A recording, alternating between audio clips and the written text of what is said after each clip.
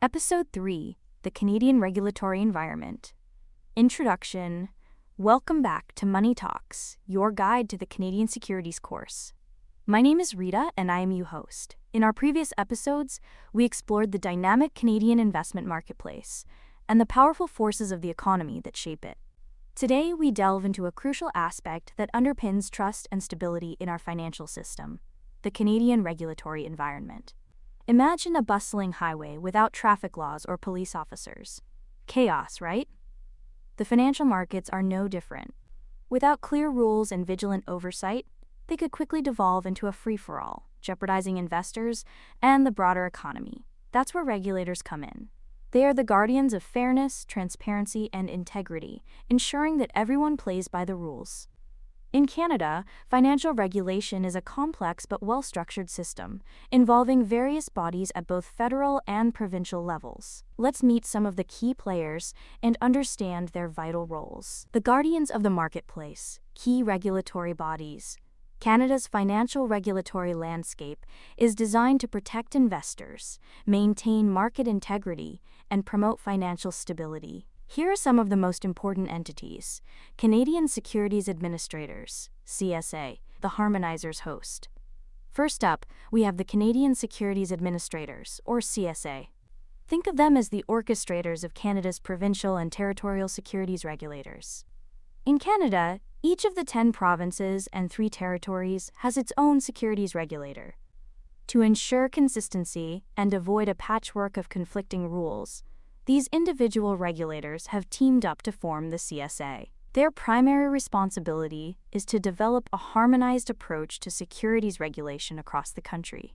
This means they work together to design policies and regulations that are consistent, streamlining the regulatory process for companies and market participants. This collaboration helps avoid duplication of work and makes it easier for businesses to raise capital and operate across Canada. One significant achievement of the CSA is the passport system. This system allows a market participant to access markets in all passport jurisdictions by dealing with only one principal regulator and complying with a single set of harmonized laws. This has been a major step forward in improving Canada's securities regulatory system, making it more efficient and accessible. Beyond rulemaking, the CSA also plays a crucial role in investor education. They provide a wide variety of educational materials to help Canadians understand the securities industry, navigate the stock markets, and protect themselves from investment scams. Their efforts are vital in empowering investors to make informed decisions. Canadian Investment Regulatory Organization, CIRO, the self-regulators. Next, let's talk about the Canadian Investment Regulatory Organization, or CIRO. This is a particularly important body because it's a self-regulatory organization, SRO. What does that mean? It means that CIRO is responsible for overseeing its own members, like investment dealers and mutual fund dealers, and the trading activity on Canada's debt and equity marketplaces. They set and enforce rules of conduct and financial requirements for their members, ensuring that they operate with integrity and professionalism. CIRO was formed on January 1, 2023, through the amalgamation of 2 previous SROs, the Investment Industry Regulatory Organization of Canada, IIROC, and the Mutual Fund Dealers Association of Canada, MFDA. This consolidation aimed to create a more efficient and effective regulatory framework for the investment industry in Canada. CIRO's role is critical in maintaining investor confidence and market integrity by ensuring that firms and their representatives adhere to high standards of practice. Let me share with you the latest news that will make a major shift in the industry. Starting January 1, 2026, the Canadian Investment Regulatory Organization, CIRO, will implement a new exam-based proficiency model for investment dealer personnel, replacing the previous course-based requirements. This reform, developed over several years, eliminates mandatory courses and introduces 9 role-specific exams across 11 registration categories, aiming for greater flexibility and affordability. Materials, including syllabi and practice exams, are gradually being released, starting with the Canadian Investment Regulatory Exam, CIRE. The partnership with CSI ends December 31, 2025, and transitional rules allow individuals to complete CSI-based requirements within a year after enrolling before that deadline. Mandatory code of conduct training will be required. New registrants must complete it within 30 days of approval post-Jan. 1, 2026, while current registrants must do so by the end of 2026. Continuing education, CE requirements, and baseline education/experience standards will also be updated and finalized by summer 2025.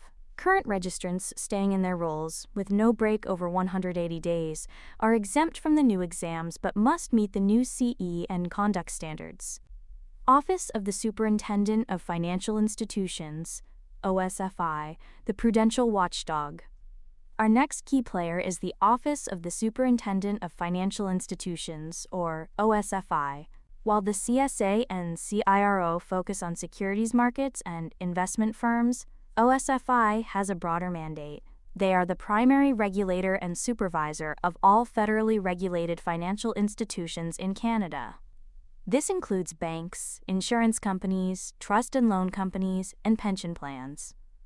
OSFI's main objective is to protect depositors, policyholders, and pension plan members from undue loss. They do this through a system of prudential regulation and supervision, ensuring that these institutions are financially sound and operate in a safe and sound manner. They set capital requirements, conduct risk assessments, and intervene when necessary to address potential vulnerabilities. Think of them as the financial system's stability engineers, working to prevent systemic risks that could impact the entire economy.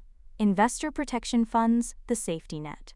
Even with robust regulation, sometimes things can go wrong. That's where investor protection funds come in, acting as a crucial safety net for investors. In Canada, two prominent examples are Canadian Investor Protection Fund, CIPF. The CIPF provides protection for eligible customers of CIPF member firms, primarily investment dealers, in the event that a member firm becomes insolvent. It protects customer assets, such as cash and securities, held by the firm, up to certain limits. This provides peace of mind for investors, knowing that their assets are protected even if their investment dealer faces financial difficulties. Canada Deposit Insurance Corporation, CDIC. The CDIC protects eligible deposits made at CDIC member institutions, which include many banks, trust companies, and loan companies. If a CDIC member institution fails, the CDIC ensures that depositors get their money back, up to a specified limit. This is vital for maintaining confidence in Canada's banking system.